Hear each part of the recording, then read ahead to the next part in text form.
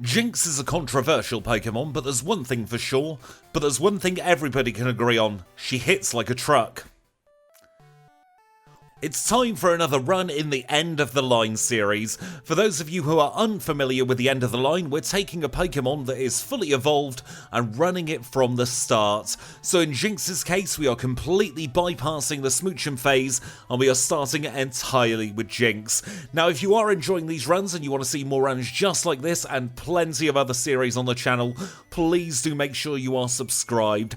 That is of course the best way to get notified when a new challenge comes out, and I'm sure you might not want to miss some of them. But now let's take a look at the stats of our Jynx. We are level 5 with 22 HP. We're holding a berry and our moves are Pound, Lick, Lovely Kiss and Powder Snow. 11 in attack, 9 in defense, 18 in special attack, 16 in special defense and also 16 in speed.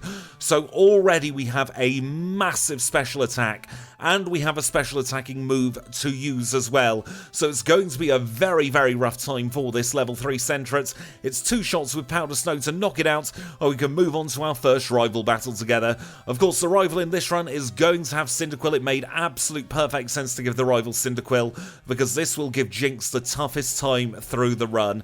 Now, Jynx doesn't have particularly good defense, so we do have to watch out for that as we go later and later into this challenge. But for now, we've got a very easy gym to contend with. This is Falkner's flying type gym, and he leads with Pidgey.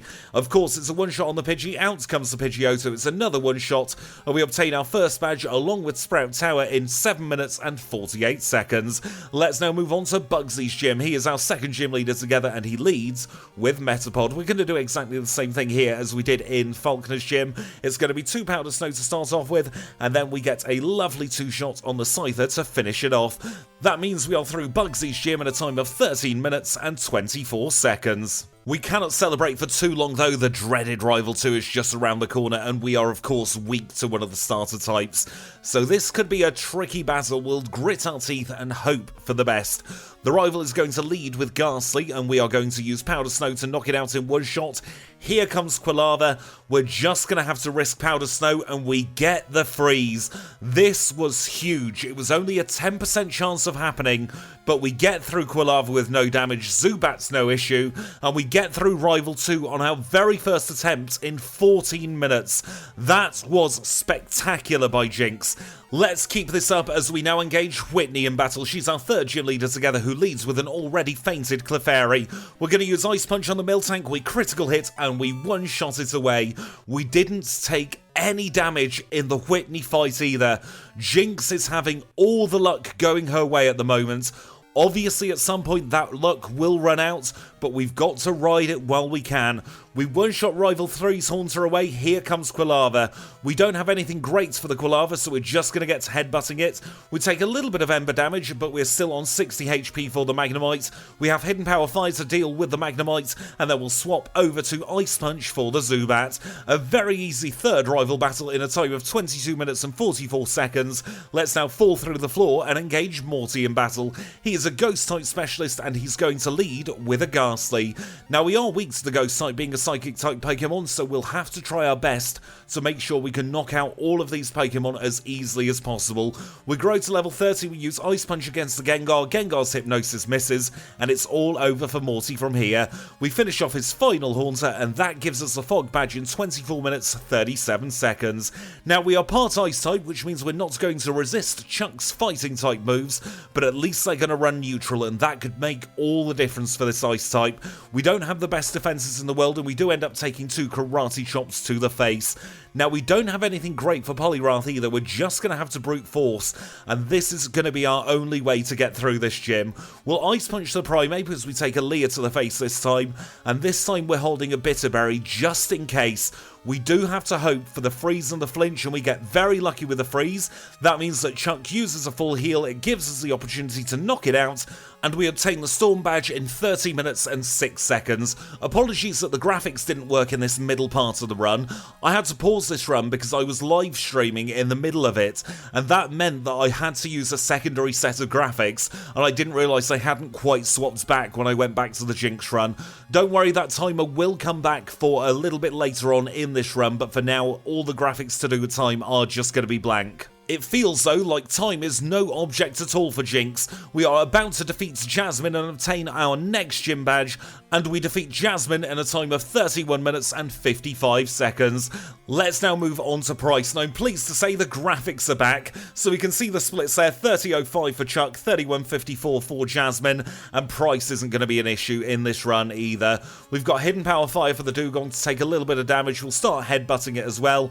We make sure it doesn't go to sleep as we grow to level 38, and then we'll swap back to Hidden Power Fire for the Pider Swine. A very easy price battle, obtaining his badge in 36 minutes and 42 seconds. Let's now head into the Goldenrod Underground, where we are waiting for our fourth and penultimate rival battle, and this time he's going to lead with Golbat.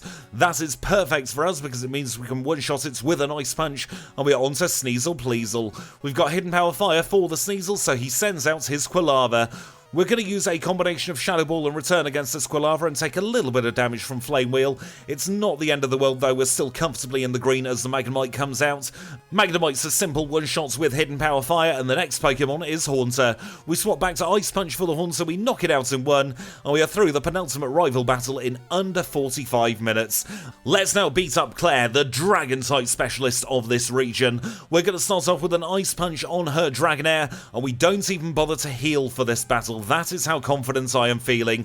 We get rid of the Kingdra in a Return and an Ice Punch, and then it's two subsequent Ice Punches to finish Clair off once and for all.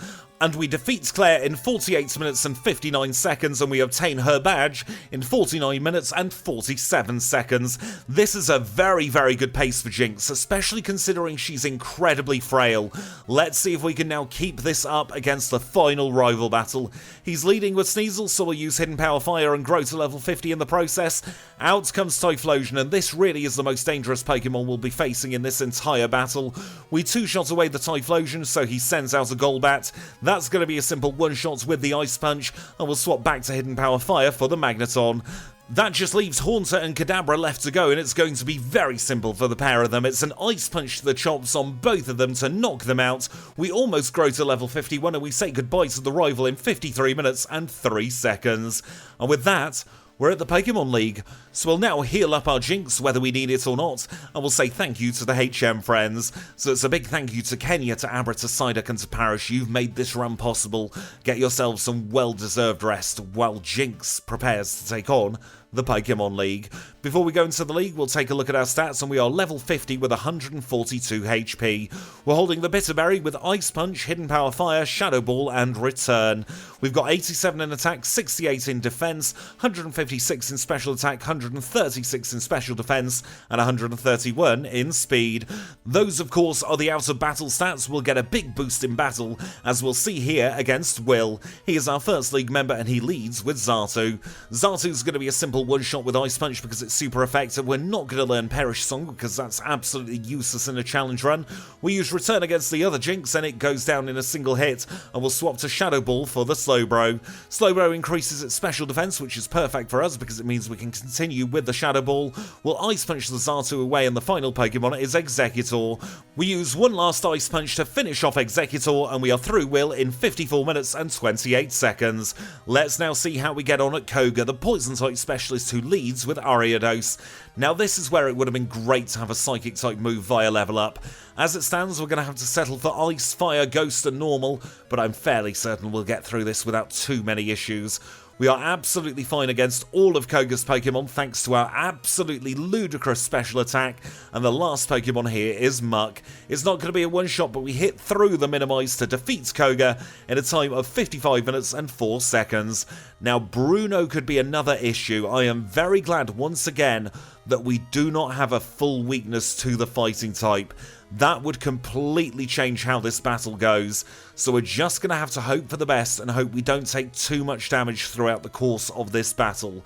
This is probably the biggest battle Jynx will face all the way up until Blue and maybe even Red, because I don't think Blue will be anywhere near as threatening as Bruno is in this particular battle.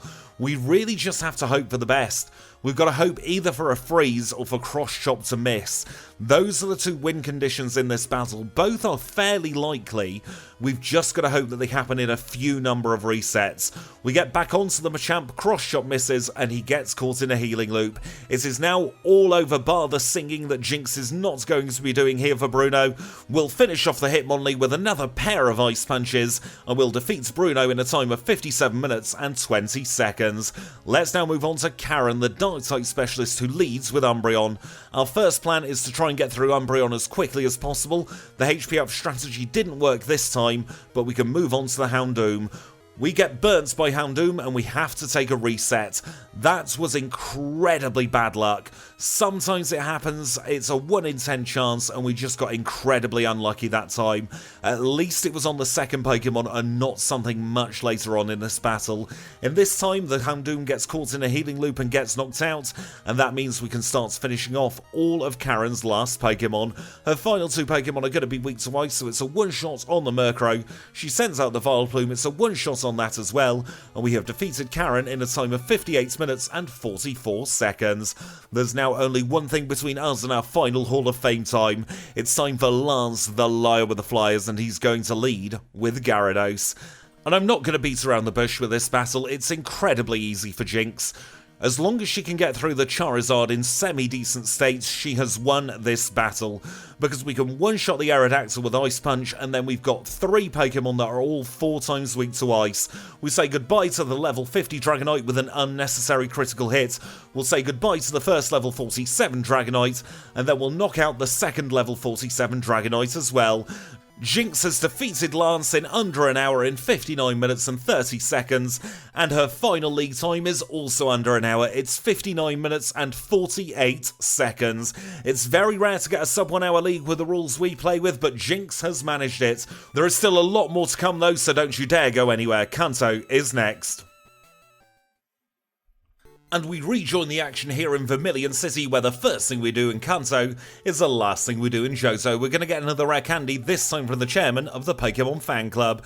And with that safely tucked away in our bag for another run, we'll cross that little bit of a water gap. And I am pleased to announce that Jynx is more than capable of doing the Kantonian gauntlet in the new routing. So we'll start off with Surge, then we'll take on Erica, we'll move down to Janine, we'll take on Sabrina and Misty, and we'll finish it off with Brock, Blaine and Blue. And as always, during this Kantonian Gym Gauntlet, I am going to spend a little bit of time chatting with all you lovely people. And of course, if you do want to skip ahead to the blue fight, the timestamp for that is 15 minutes and 16 seconds in this video. And now for those of you who have decided to sit down and listen to me waffle for a little bit, first of all, thank you. And second of all, I have been taking a few questions from the lovely people, both in the comments section and on Twitter and on my Discord.